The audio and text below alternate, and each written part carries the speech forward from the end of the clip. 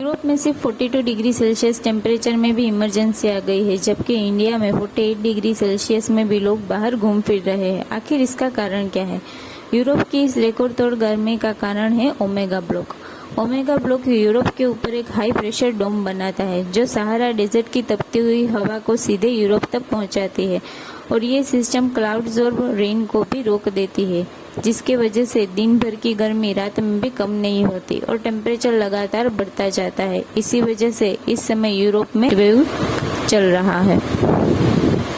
India की compare में वहाँ गर्मी ज़्यादा होने का दूसरा कारण वहाँ का इंफ्रास्ट्रक्चर भी है।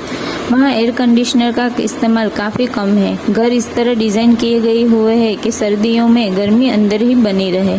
लोग और इंफ्रास्ट्रक्चर 40 डिग्री सेल्सियस से ऊपर की हीट वेव के लिए तैयार ही नहीं है। यूरोप में सिर्फ लगभग 20% घरों में ही एयर कंडीशनर है। इस वजह से जब टेम्परेचर 40 डिग्री सेल्सियस के ऊपर पहुंचता है तो लोगों के लिए एक्सट्रीम हीट हो जाती है, जिसे झेलना बहुत मुश्किल हो जाता है। इंडिया में अगर दिन में 45 to 48 डिग्री सेल्सियस टेम्परेचर होता है तो वो टेम्परेचर रात में कम होकर 25 to 30 डिग्री सेल्सियस तक हो जाता है, जिसके वजह से बॉडी को रिलीफ मिल जाती है।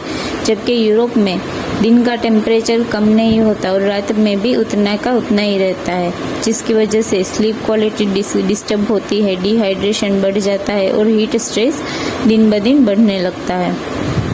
इस लगातार बढ़ते टेम्परेचर और नमी ने फॉरेस्ट के वाइल्ड फायर्स को भी भड़का दिया है। तेज हवाओं के साथ ये आग तेजी से फैल रही है, जिसमें इमरजेंसी की स्थिति बन गई है। यूरोप की इस रिकॉर्ड तोड़ गर्मी ने सिर्फ लोगों को ही नहीं बल्कि फॉरेस्ट को भी जला दिया है। एक्सट्रीम हीट और सूखे वातावरण के वजह से बाल्कन्स और साउदर्न यूरोप में वाइल्ड फायर्स तेजी से फैल रही है, जिससे हजारों हेक्टेयर जमीन और बस्तियां खतरे में आ गई है। हॉस्पिटल्स में भी heat stroke, dehydration, heart problems, kidney complications के केसेस बढ़ गए हैं, जिसकी वजह से यूरोपियन हेल्थ सिस्टम इस हीट इमरजेंसी के लिए अपना कूलिंग इंफ्रास्ट्रक्चर अपग्रेड कर रही है।